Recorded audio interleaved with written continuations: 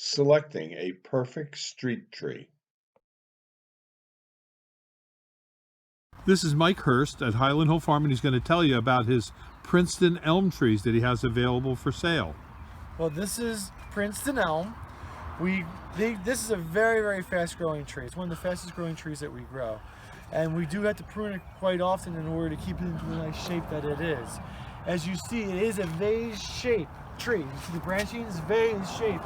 So a lot of times we use as street trees because the branches don't go out and get into people's houses or into power lines or in the trouble areas around roads.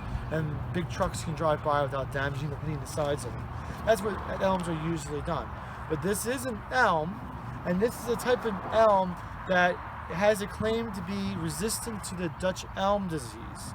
I do not know where the genetic origins is, but the story I heard from them is that the reason they're called Princeton elms is that there was a line of elm trees in Princeton, New Jersey that did not die from the Dutch elm disease. And they never knew where it came from. They don't know where the genetic line was.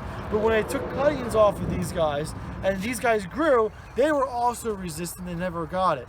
So that's where this stock comes from. That's the story behind it, or that's the story that I was told that I am telling to you. But it is a very fast growing tree, has a nice green leaf to it.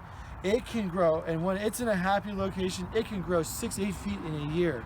Sometimes when we plant them and they're whips and we put them in the ground, they grow so fast that we had to prune them back to keep them down so that we could get a nice head or canopy to the tree. If you're real young, a real sapling, you put it in and you let it grow, it'll just be like a telephone pole growing up. Very fast growing tree.